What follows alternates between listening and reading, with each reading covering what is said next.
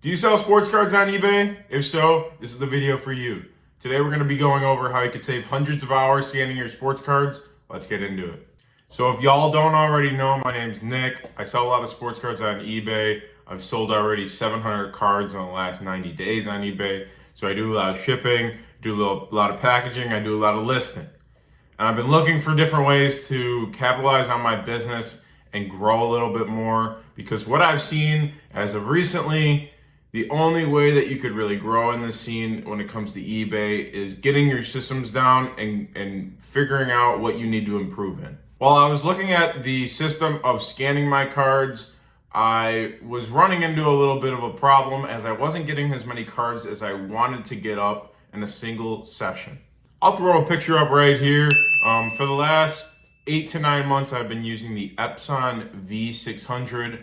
It has been an overall pretty good scanner. I suggest it if you're going to be scanning PSA slabs, SGC slabs, BGS slabs.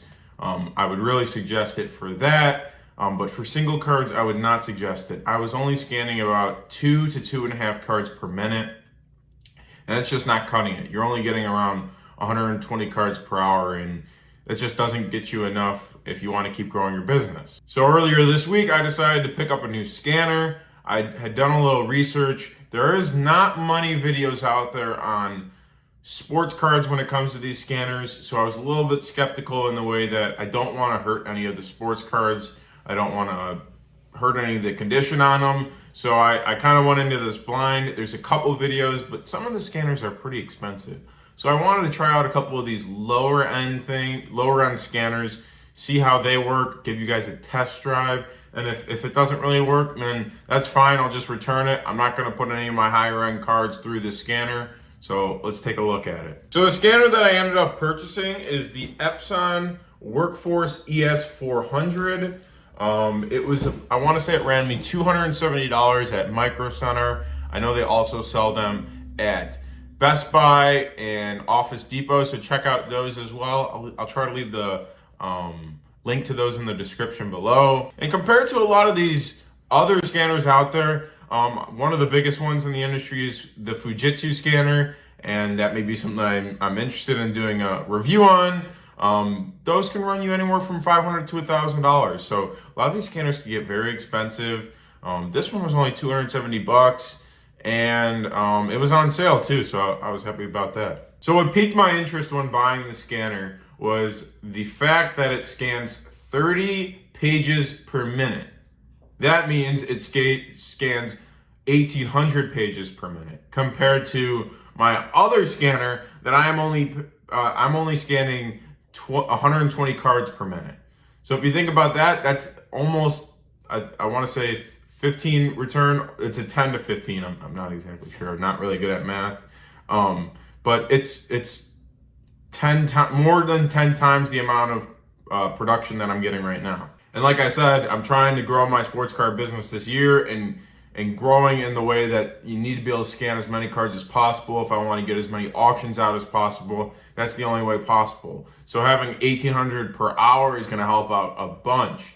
All right, I've honestly done enough talking. Let's show the scanner in action, and then I'm going to give my honest review at the end to tell you guys if I would suggest buying this or not. Let's get into it. So as I mentioned before, this is the Epson ES-400 II. Like I said, you can find this at Best Buy, Micro Center, Office Depot. There's a couple other places you can get it at. So these parameters right here, you move these to how big or small you want it. So we're just using sports cards, so we need it to come down a little bit more than that. I'm just using like base rookies. So one thing that I've already figured out while doing this, I have had problems. So like this is paper stock. I haven't had any problems scanning stuff like paper stock. For some reason, this foiled card will go through. These base cards will go through, but like this bend, like the more bendy they are, and a lot of cards that come out of Prism, Topps Chrome, sometimes Bowman Chrome, most of the times they come out bendy. So like cards like this will work. Let's show you. So you get this screen right here. Epson ES-400. You could click here, scan, or I usually just click this blue button right here.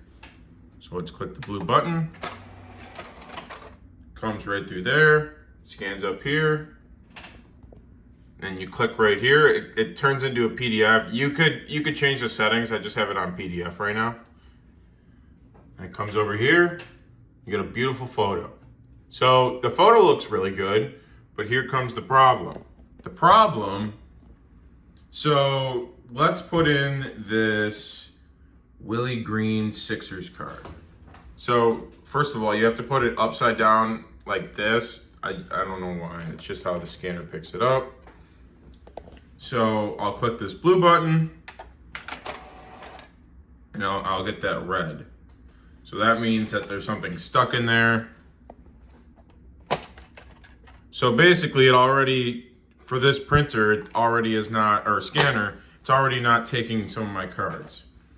At the same time, so I was just showing it one by one, but you could also, so we've got one card, let's try 2 card. Do we get any more paper? Let's try it with the Tyler O'Neill too. So let's do 3 cards. All we're gonna do is click the blue button. So when you have the right paper stock and it wants to take the correct ones, it works really, really well. I've seen personally, I shot some Topps Chrome through here. Let's just do a test run of that real quick. Like I said, I've shot some Topps Chrome through here. With Topps Chrome, at least I have seen, do not put more than 8 cards in here. Let's see. This is not a product that you like. Ooh, okay. Get a little scared putting Topps Chrome F1 through there. I started to put that down. I didn't have it down for that one, just to show that this is here. But I've seen like you could ding up the edges on the card, so I usually just put this down. So like Topps Chrome F1 will come through, but other Topps Chrome basketball won't. It's a little weird, I don't know. And then this is my old scanner, the Epson V600 Photo. There's glass, you put this down, you click this blue button, but it just takes too long. This, we had all those 8 cards maybe pop out in less than 10 seconds. So I think that 30 seconds is even, or 30 per minute is even conservative, honestly. Now that you guys have got to see how the scanner actually works, I hope that you guys are able to see.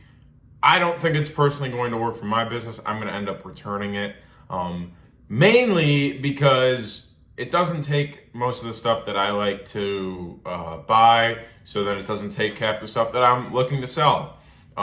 Prism cards just did not go through there at all. I put some Banes through there yesterday. I put a couple different years worth of Prism basketball. It just did not work. Select football. I had a Herbert stuck in there. Don't put your high-end cards through these kind of things. I was just doing it as a test drive, and the Herbert was just like a $6, $7 select rookie. So I would not suggest it. If you're going to use paper stock, and let's say you're going to be doing 80s, 90s basketball, football, anything paper, I would suggest this. This is a decent starter scanner if you're going to be scanning paper stock. But if you're going on the Chrome cards like I do, I sell a lot of Topps Chrome, Prism Select, a lot of the shiny cards. I don't think this is a good suggestion for that. As you guys saw, they do get jammed pretty easily. Because of this, I'm going to have to make another review. So let me know in the comments below of another scanner I maybe should look for. I would not suggest this, like I said, unless you are going to be using paper stock cards. So let me know in the comments below another scanner I should look for. There's not as much content-wise about scanners for sports cards on YouTube, so I thought this video would help a couple people out, and now you know not to go spend that $270 like I did. I hope you guys enjoyed this video. If so, please leave a like, subscribe. We post tons of sports car content on this channel, so if you're here for that, come stay. Come watch more of our vlogs, all of our other tips and tricks. Really appreciate you watching. Have a good one. Peace.